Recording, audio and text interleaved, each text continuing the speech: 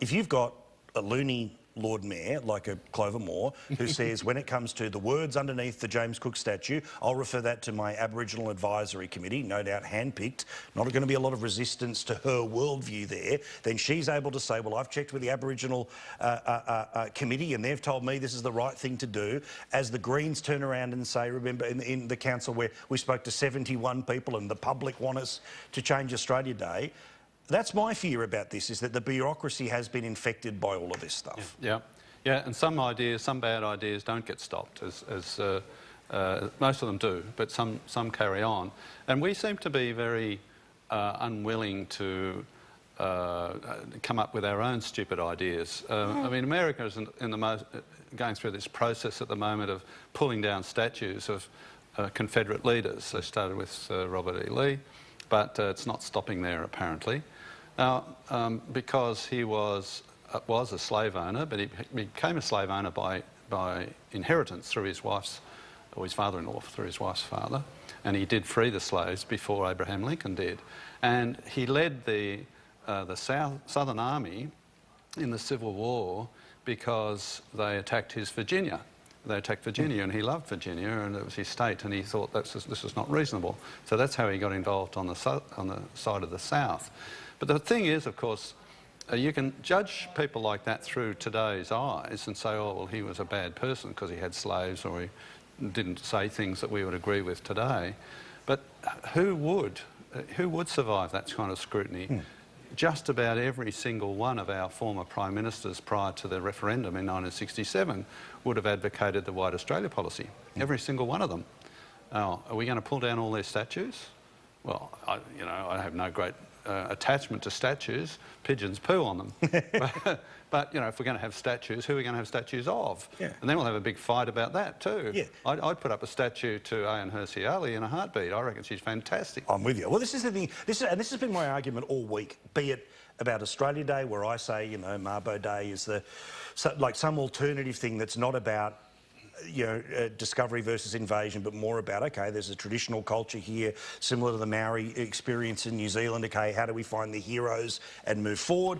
My argument about the statues is lobby the local council to build one for the person you want to build a statue. But it's that thing when you're saying... We'll be a country of statues. What are we going to have, a statue-led recovery? I mean, this is... No, but Paul, seriously, you are playing with fire here, Paul. You are playing with fire. I mean, the only statue I propose is one to Dr. Red Ruby Scarlet, because we know what pigeons do on it, and we know that a lot of people probably feel like that tonight. But look, you're playing with fire. Stop playing with this stuff. The reality is things have happened. Things have happened in the past, and it's important that we're having this discussion, but if we're confident about who we are as a country, we're not going to ignore our history, we're going to learn from it. For heaven's sakes. Let's just move on, folks. I agree with you, and I understand the frustration, Gary, but my issue is that I don't know that the people that actually are the ones guarding the system are as proud of it as you talk about. I think that I think there's endless conversations that are about a compromised view of our history, or wanting to somehow overcorrect for their lack of education when they went to school in the 70s and 80s, and that's why I think this stuff runs as hard as it does. I mean, remember, this isn't just an opinion piece from Stan Grant that came and went in a day. This goes to the Lord Mayor's office, and the Lord Mayor wants to change the damn statue. But she wants to change everything. She probably changed the curtains when she moved in. She wants to change City Hall. She wants to do... no one's going to want to change everything. But my point is that it becomes, once you make the update, then to go back to its original form is considered some sort of retrograde step of which you're not allowed to go to. Who made Clover Moore King of Australia? Seriously, who made her the boss? She's just the mayor of a couple of square kilometres in the middle of the city. That's all she is. Get her into some sort of perspective. I think, Paul, the challenge I see in a lot of this is that it's almost like there's a group of people that want to rewrite Australian history to be of one perspective. There are multiple perspectives in Australian history. I go back to my early ancestors who came out on the Second Fleet. Now, there's a very interesting correlation between the Highland clearances in Scotland and the fleets coming to Australia. You look at the convicts that were predominantly Irish, Scottish, Welsh and Cornish. They were ripped out of those countries, put onto boats and sent to Australia. Now, that part of our history is not fantastic. Yes, we have also the tragedy that happened to the Aboriginal people.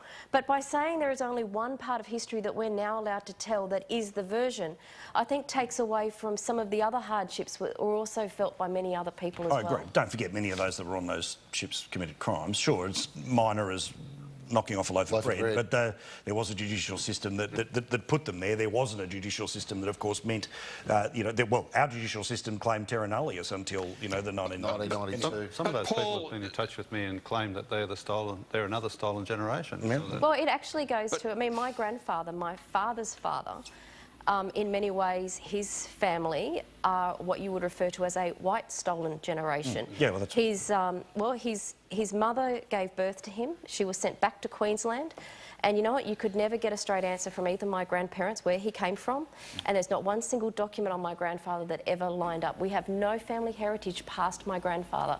But you're not allowed to talk about that. You're not allowed to say that a lot of those children that were stolen from parents, there were also white children as well that were stolen. All right, Gary, I can hear you wanting to have the last word. Paul, you get it, and then we move on.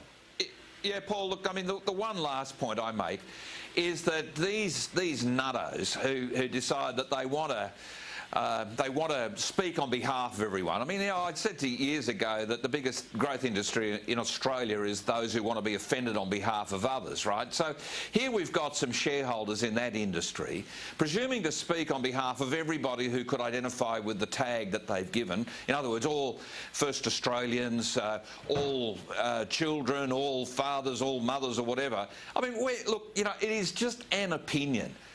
They have spoken, they've been heard, they're wrong. Let's move on, because I don't believe these people are speaking for the majority of people who are just quite happy to take the holiday and to get on with living and trying to grow their own personal economy.